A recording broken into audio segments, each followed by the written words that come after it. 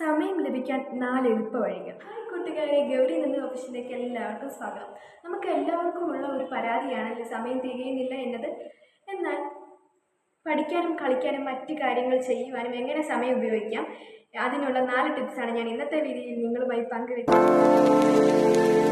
ആദ്യത്തെ കാര്യം to do list തയ്യാറാക്കുക എന്നതാണ്. രാവിലെ എണീറ്റാൽ അന്ന് ചെയ്യേണ്ട പ്രധാന കാര്യങ്ങൾ കുറിച്ച് വെക്കുന്നത് നമുക്ക് എന്ത് ചെയ്യണം എന്നതിനെക്കുറിച്ചുള്ള ഒരു ഐഡിയ ലഭിക്കുന്നതാണ്. അതിലൂടെ നമുക്ക് നല്ലൊരു ധാരണ കിട്ടും. സമയം വെറുതെ കളയുന്നത് ഇതിലൂടെ ഒഴിവാക്കാനും സഹായിക്കും. രണ്ടാമത്തെ കാര്യം, നമുക്ക് ചെയ്യാൻ വലിയൊരു കാര്യമുണ്ടെങ്കിൽ അതിനെ ചെറിയ ചെറിയ ഭാഗങ്ങളായി തിരിക്കുക. എന്നിട്ട് നമ്മൾ ആ ചെറിയ ചെറിയ ഭാഗങ്ങളായി ജോലി തീർക്കുമ്പോൾ നമുക്കൊരു ആത്മവിശ്വാസം കിട്ടുകയും പെട്ടെന്ന് ജോലി തീരുകയും ചെയ്യും. മൂന്നാമത്തെ പോയിന്റ്, നമ്മൾ കാര്യമായി എന്തെങ്കിലും പണിയെടുക്കുകയാണെങ്കിൽ ഫോൺ ദൂരേക്ക് മാറ്റി വയ്ക്കുക. കാരണം ഫോണിൽ വരുന്ന മെസ്സേജുകളുടെ നോട്ടിഫിക്കേഷൻ നമ്മളുടെ ശ്രദ്ധ തിരിക്കും. ജോലി കഴിഞ്ഞിട്ട് മാത്രം ഫോൺ എടുക്കാവുന്ന ഒരു തീരുമാനം നിശ്ചയിക്കുക.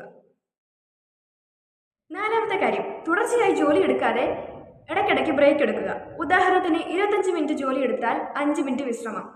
ഇത് നിങ്ങളുടെ തലച്ചോറിന് ഉന്മേഷം നൽകുകയും ജോലി കൂടുതൽ എളുപ്പത്തിൽ നടക്കാൻ സഹായിക്കുകയും ചെയ്യും.